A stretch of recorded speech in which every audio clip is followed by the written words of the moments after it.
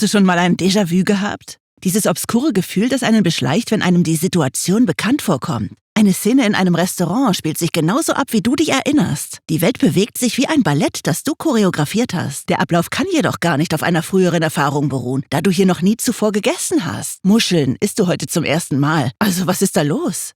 Leider gibt es keine einheitliche Erklärung für ein Déjà-vu. Die Erfahrung ist kurz und tritt ohne Vorwarnung ein, was es Wissenschaftlern nahezu unmöglich macht, das Phänomen zu untersuchen. Schließlich können Wissenschaftler auch nicht einfach herumsitzen und darauf warten, dass sie ein Déjà-vu haben. Das könnte Jahre dauern. Ein Déjà-vu hat keine physische Form und wird in Studien von Testpersonen als eine Empfindung oder ein Gefühl beschrieben. Aufgrund dieses Mangels an eindeutigen Beweisen haben sich mit den Jahren die Spekulationen gehäuft. Seit Émile Boirac den französischen Begriff Déjà-vu für bereits gesehen eingeführt hat, gab es mehr als 40 Theorien zur Erklärung dieses Phänomens. Trotzdem, jüngste Fortschritte in der Bildgebung und kognitiven Psychologie grenzen das Feld ein. Lassen Sie uns 3 der heute am weitesten verbreiteten Theorien durchgehen. Alle mit der Situation im Restaurant als Grundlage.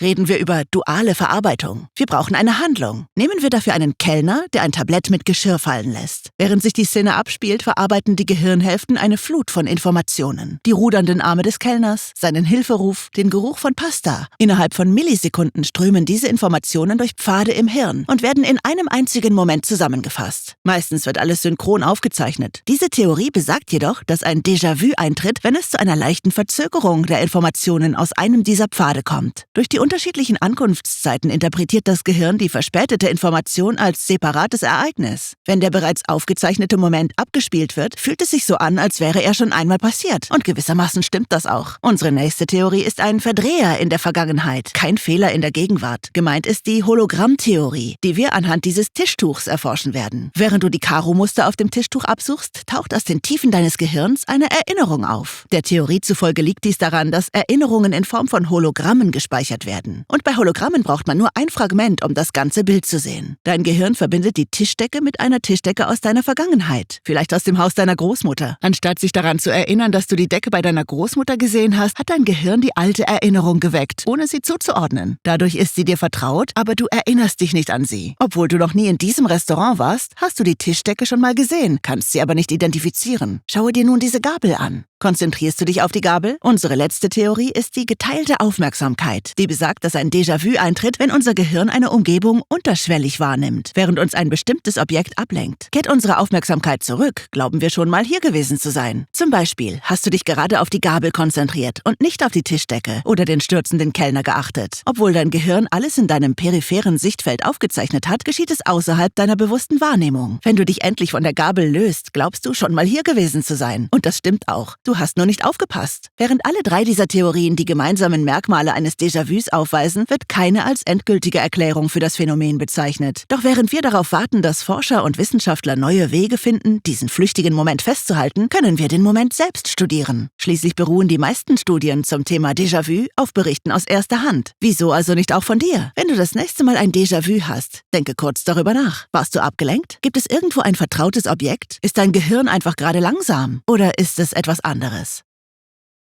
Erweitere deinen Horizont mit diesen Videos und abonniere unseren Kanal. So verpasst du nie die Chance, etwas Neues zu lernen.